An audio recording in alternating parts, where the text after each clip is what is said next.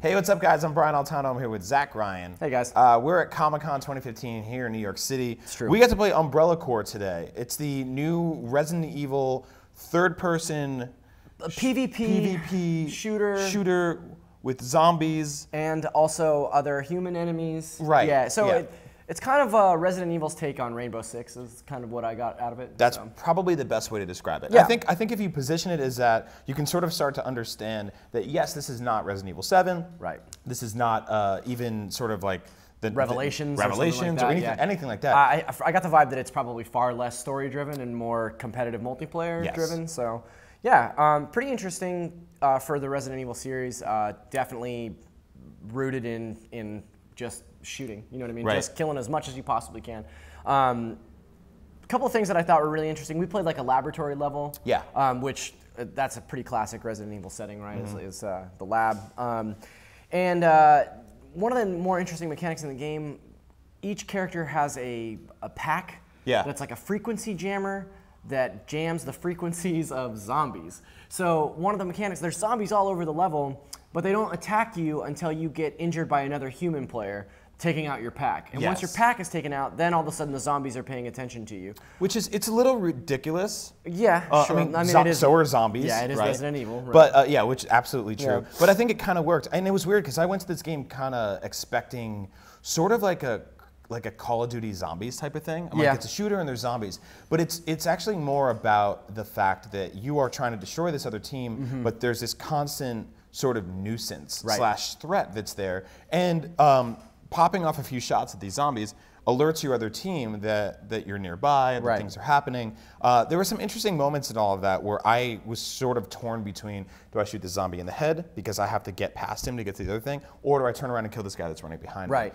So at the bottom of the screen, there's this sort of mini map that has basically like audio meters all over it, like sound waves all over it, that you can see where people are shooting or attacking, something like that, and that kind of clues you in as to where your enemies or your adversaries may be.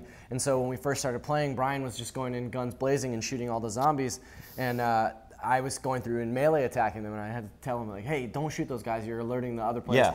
Yeah, I mean, we're both equally terrible at the game. We did die a lot. We got some victories towards the end, but I think it's sort of like important that Resident Evil fans kind of lobby their expectations for this one a little bit. Although talking to some of the reps there and kind of digging around a little bit, I have a feeling that we're only seeing a little bit of the kind of Resident Evil franchise references that have the potential of making their way in there. Like right now, we're just seeing zombies. But I have a feeling, I have a hunch that we might start seeing dogs, or maybe they'll be the nemesis. And I think that like having a first-person shooter with having like this Rainbow Six with Nazis, or not Nazi zombie dogs. I'm getting confused with Call of Duty. Having a Rainbow Six type game with zombie dogs running around it is kind of an interesting idea. Yeah, and it does some cool things too. Like you can pick your loadout at the beginning of each round, and you get.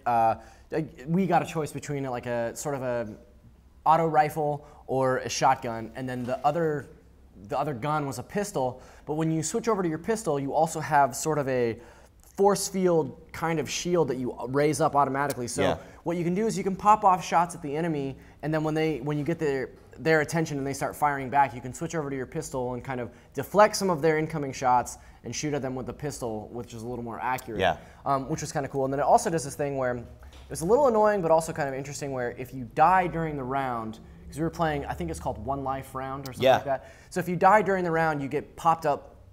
You have to wait until the round is over, which could be upwards of 3 minutes, depending on how long you last. But you get to see the whole map, and you see where all the other players are. So if you're on a headset, you can tell your friends, like, hey, don't head to the northeast corner. There's 2 guys there waiting for you, or something like that. The technical definition of that is, in fact, called snitching. Yeah. That is straight up snitching. Right. You know what they say about snitches? You get stitches. That's right. Which is a good medical term for when you get hurt.